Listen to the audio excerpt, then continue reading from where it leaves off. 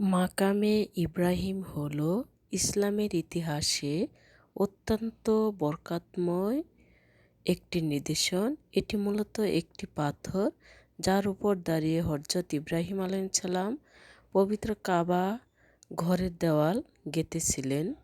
মাকামে ইব্রাহিম কাবার কোন পাশে অবস্থিত? মাকামে ইব্রাহিম কাবা শরীফের পূর্ব দিকে অবস্থিত। এটি কাবার দরজার ঠিক উল্টা দিকে হাজরে আসওয়াদ থেকে সামান্য উত্তর পূর্ব দিকে একটি সুদৃশ্য কাচের ও ধাতব খাঁচার ভিতরে সংরক্ষিত রয়েছে। হাজরে আসওয়াদ থেকে তাওয়াফ শুরু করার পর প্রথম কোণটির কাছাকাছি এটি পাওয়া যায়। এই পাথরটির গায়ে হযরত ইব্রাহিম খলিল আলাইহিসসালামের পায়ের ছাপ রয়েছে। এর বিশ্লেষণ রয়েছে অনেক। বিবরণে বলতে গেলে পাথরের গায়ে হযরত ইব্রাহিম আলাইহিসসালামের উভয় পায়ের ছাপ স্পষ্ট দেখা যায়।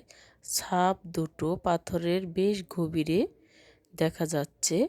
বিশেষত্ব হচ্ছে ঐতিহাসিক বর্ণনা অনুযায়ী ইব্রাহিম আলাইহিসসালাম যখন কাবার দেওয়াল উঁচু করছিলেন তখন তার প্রয়োজন অনুযায়ী ওই পাথরটির উপর ওঠানামা করত লিফটের মতন। তিনি যখন ওই পাথরটার উপরে দাঁড়াতেন আল্লাহর কুদরতে পাথরটি মোমের মতো নরম হয়ে যেত, ফলে তার পায়ের ছাপ সেখানে স্থায়ীভাবে অঙ্কিত হয়ে যায়। মনে তো প্রশ্ন ঘুরপাক খেতেই থাকে, কত বছর আগে কোন সময়কার এই পাথরটি? হযরত ইব্রাহিম আলাইহিসসালাম আজ থেকে আনুমানিক 4000 বছর আগে পৃথিবীতে আগমন করেছিলেন। কাবা ঘর পুনর্নির্মাণের কাজ যখন চলছিল তখন এই পাথরের ঘটনাটি ঘটে। ঐতিহাসিক গণনা অনুযায়ী এটি আনুমানিক খ্রিস্টপূর্বে 1900 থেকে 2000 অব্দের সময়কাল। মনে প্রশ্ন থেকে যায়, পাথরটি আসলে কোথা থেকে এসেছিল? হাদিস ইতিহাস বিশ্লেষণ করলে এর উৎস হচ্ছে নির্ভরযোগ্য বর্ণনা অনুযায়ী মাকামে ইব্রাহিমে এই পাথরটি সরাসরি জান্নাত থেকে অবতীর্ণ হয়েছিল। হাজরে আসওয়াদ এবং মাকামে ইব্রাহিম উভয় জান্নাতের ইয়াকুত পাথর ছিল। পাথরটি কার কাছে এসেছিল?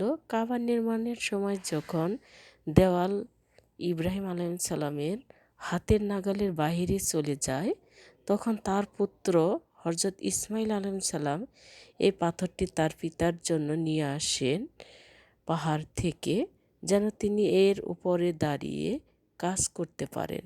প্রথম অবস্থান সৃষ্টির শুরুতে এটি কোথায় ছিল তা নিয়ে সুনির্দিষ্ট বর্ণনা না থাকলেও ইব্রাহিম আলাইহিসসালামের সময় এটি প্রথম কাবা সংলগ্ন স্থানে ব্যবহৃত হয়।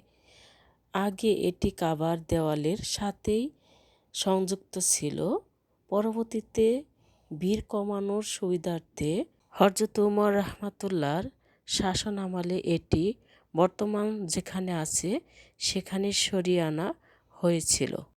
ধর্মীয় তাৎপর্য অনুযায়ী কোরআন মাজিদে আল্লাহ তাআলা ইরশাদ করেছেন, তাতে কাবা প্রাঙ্গণে স্পষ্ট নির্দেশনাসমূহ রয়েছে, যেমন মাকামে ইব্রাহিম সূরা আলে ইমরান 97 আয়াত। তাওয়াফ শেষ করার পর মাকামে ইব্রাহিমের পিছনে দাঁড়িয়ে 2 রাকাত নামাজ পড়া সুন্নত। নামাজ পড়ার জন্য জায়গা না থাকলে হারামের যে কোনো স্থানে পড়া যায়। এটি আল্লাহর আনুগত্য ইব্রাহিম আলাইহিসসালামের ত্যাগের এক জীবন্ত স্মৃতি হিসাবে কিয়ামত পর্যন্ত অক্ষুণ্ণ থাকবে।